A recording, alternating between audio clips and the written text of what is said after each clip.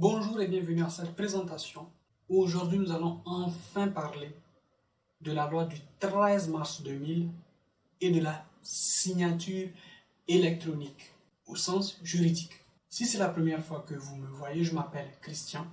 Je suis coach, consultant et formateur juridique en blockchain, mais surtout en contrat intelligent ou smart contract. Notre session d'aujourd'hui est de comprendre ce qu'est la loi du 13 mars 2000 et en quoi elle est importante pour le monde de la blockchain. Alors, commençons par la définition. La loi du 13 mars 2000 introduit la signature électronique en droit français afin d'adapter la preuve au monde du digital alors naissant. Donc, je vous rappelle que nous sommes en l'an 2000. Cette loi a la particularité d'introduire la signature électronique dans le Code civil en son article 1316-4 comme suit. Elle définit la signature électronique comme un élément nécessaire à la perfection d'un acte juridique qui, entre autres choses importantes, identifie celui qui la pose.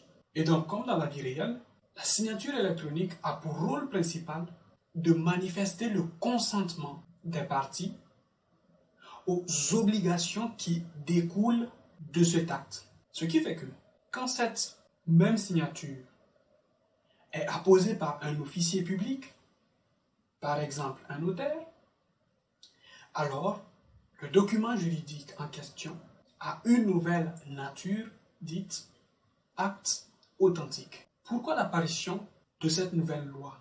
Eh bien, l'apparition de la loi du 13 mars 2000 fait référence à l'avènement d'une nouvelle façon de s'identifier, mais également d'échanger de la valeur, mais aussi de communiquer.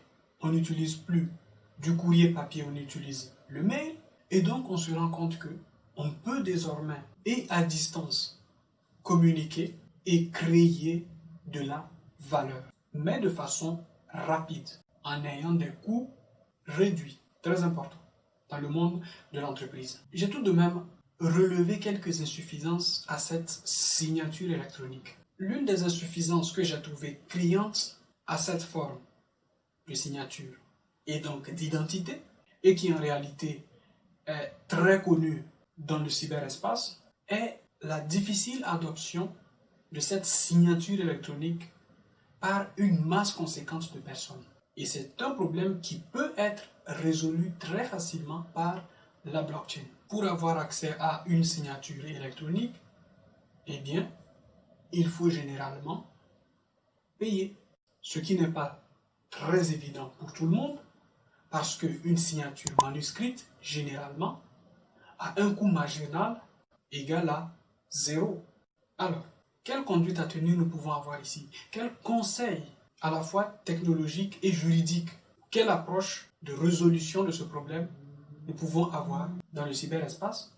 Eh bien, je pense, entre autres, qu'il faudrait donner un statut légal à la clé ou encore adresse publique de nos wallets. Je rappelle que wallet signifie portefeuille électronique.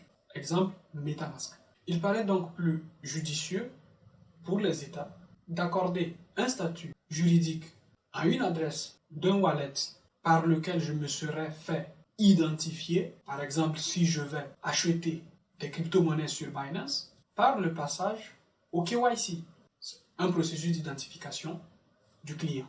Aujourd'hui, la clé publique peut s'analyser comme une donnée à caractère personnel, non seulement parce que combinée à d'autres données, par exemple l'IP de l'utilisateur, le fournisseur Internet de l'utilisateur, la localisation, la géolocalisation de l'utilisateur, etc., permet de déterminer le détenteur de la clé publique, de l'adresse publique, mais aussi parce que, comme je vous le disais un peu plus haut, combiné au KYC d'une entreprise, d'une institution financière, Coinbase par exemple, Uphold, etc., elle permet d'identifier nommément une personne, une organisation ou toute forme d'entité responsable d'une transaction.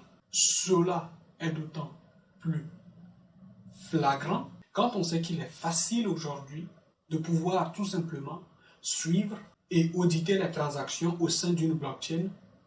Par exemple, si c'est Ethereum, en allant sur Etherscan. Cette position est d'ailleurs confirmée par la CNIL dans ses analyses. Je vous invite dans ce sens à voir les premiers éléments d'analyse de la CNIL datant du 24 septembre 2018 sur la blockchain et les réseaux décentralisés, les DLT. CNIL qui s'appuie sur le fait que la durée de vie des données d'une blockchain publique sont corollaires, sont intimement liées à la durée de vie de la blockchain.